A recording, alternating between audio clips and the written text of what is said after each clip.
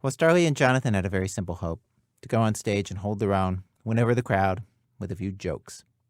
And they heard about this place. It was a karaoke bar, but in addition to letting you lip-sync songs like any other normal karaoke bar, this one also had comedy routines.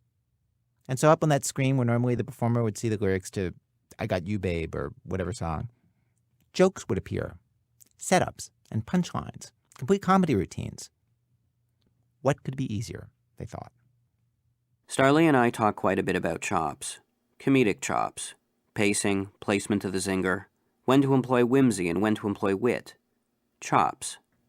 Back when we worked in adjoining cubicles, we'd kill time by arguing over what was funny and what wasn't. Blowing cigar smoke in a baby's face. Not funny. A baby smoking a cigar. Funny. We were like borscht belt comedians without the borscht, the belt, or the audience. But the fact that we weren't knocking them dead at Grossingers every night didn't keep us from coming up with titles for our showbiz bios.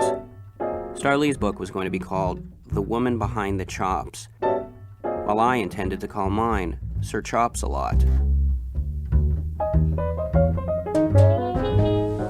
Why, just the other day I was giving young Starlee a quiz. What's the most important thing in comedy, I asked her. I would have to say... Timing. Chops.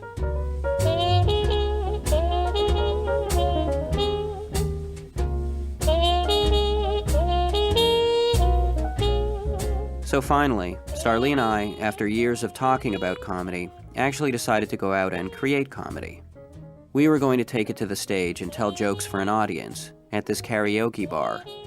We were going to exchange the tweed vestments of the armchair humorologist for the rainbow-striped suspenders of the practitioner.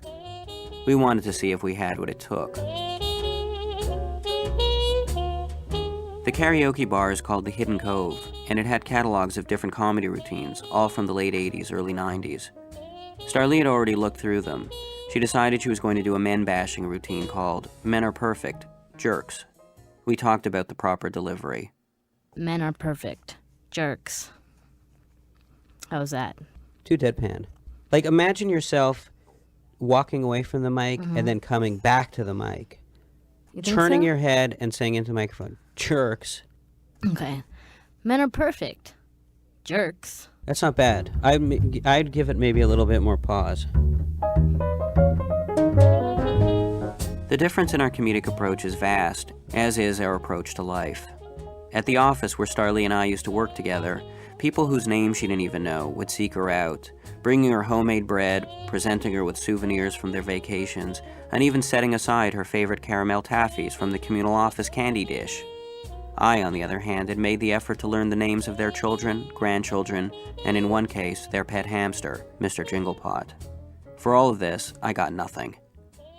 Starlee had concerns about the caliber of the jokes on the karaoke machine at the bar, how stale they might be. I explained to her that the material, no matter how cliched or boorish, did not matter.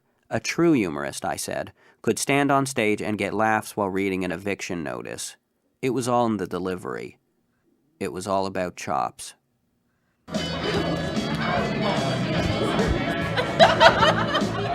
When we showed up, we learned that the Hidden Cove was a very popular and beloved karaoke bar, and it was filled with patrons who came there every week to sing. This was the first week of the Iraq War, and the regulars, just like everyone else, had wanted some diversion, a night away from the news. They took their karaoke very seriously, too. One man was hunched over a tattered notebook that he'd brought from home, in which he had neatly penciled the code numbers of his favorite karaoke songs, row after row of them. As people got on the stage to sing and dance, there was a general feeling of warmth and beery encouragement in the air. Everyone seemed to know everyone else. And when we asked them about the comedy routines on the karaoke machine, no one could recall ever having seen them done. Even the owners of the bar weren't quite sure what we were talking about. We finally found the lone page of comedy karaoke material, and we signed up to go on. My routine was called My Parents Hated Me. My strategy was to deadpan my way through, following each punchline with my patented hapless look. I tell ya, I had one hell of a childhood. I'm not saying my parents didn't love me, but my bath toys were a radio and a toaster. Nothing. Complete, joyless silence. Some things just don't translate to the karaoke stage. A karaoke machine, for instance, has no instinct for comedic timing. It just keeps scrolling down at the same pace. This means that sometimes you have to wait for a punchline to a joke for several awkward moments after having delivered the setup. It was messing up my chops. When I got lost, the cop helped me to look for my parents. Do you think we'll ever find them? I cried. The cop said, I don't know. There are so many places they could hide. As I walked off the stage, no one in the audience would meet my gaze. Still, given the circumstances, I didn't think I had done that bad. Next up was Starlee. Hey, how about a little male bashing? Starlee pulls out all these moves. She shrugs her shoulders as if to say, what can you do? She breaks free of the staccato rhythms of the karaoke screen and makes the material her own. She even does this thing where she points her toes inward to make herself look littler, and thus cuter. She was like a pigeon-toed puppy taking its very first steps. Where's the best place to hide money from a man? Your forehead? She was winning over the crowd and getting laughs. My laughs. They took to her in the same way people in the office did. Thank you. I decided to head back up on stage.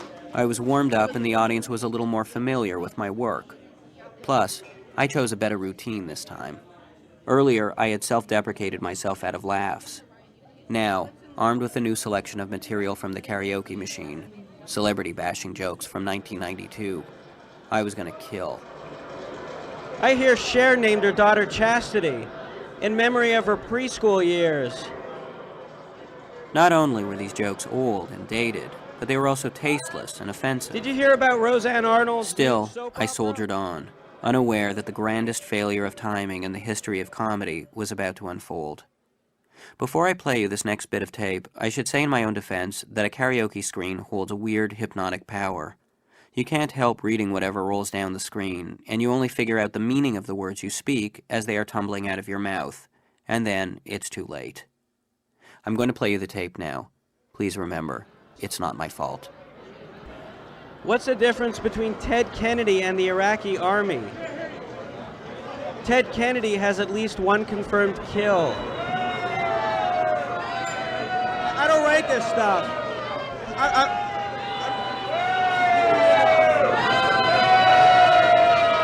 Let me just reiterate. This was during the first week of the Iraq War, and things were not going as easily as America had hoped. American soldiers were dying, and there was no end in sight. A few days earlier or a few days later, and my words would not have stung in the same way. It was not even clear what the audience was booing. It was like they just didn't know what else to do. Perhaps they were booing the sheer, extraordinary coincidence of it all. Here was this leftover joke from the first Gulf War, being told for the first time in over a decade, and being told the very week we had gone back to war with the same country. It was like I had just delivered a punchline after a 10-year pause. Stupidly, I still somehow believed I could redeem myself. Instead, what rolled down the screen next was the second most tasteless joke from 1992. What's Mike Tyson's definition of foreplay? Jesus,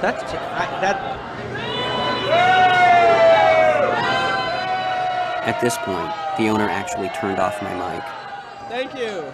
I've always held the greatest gift an entertainer can receive to be laughter that turns into applause. You know, that moment where a wave of laughter climaxes, then breaks apart into the kind of appreciative clapping that says to a performer, "We can no longer laugh because our sides are hurting with a pain that is too great. So now we will switch to clapping. God bless you, funny wise man." Now, instead of laughter turning into applause, I was experiencing boos turning into applause as I slunk off the stage.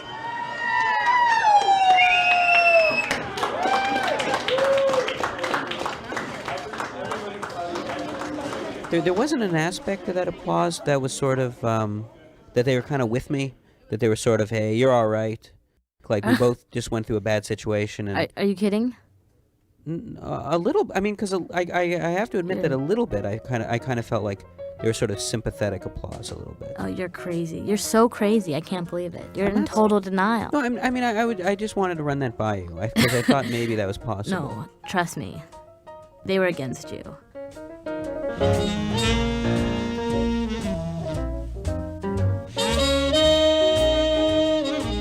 So I think what this whole experience has taught us is that certain things just don't translate. Really? Yeah, I mean, karaoke is best served for music. I think that's the lesson that we've both learned from this experience, that it's better to stick to songs and music like These Boots Are Made for Walking and leave comedy off the karaoke stage. I would have to say I disagree. Oh, do you? Comedy translated just fine when I went up.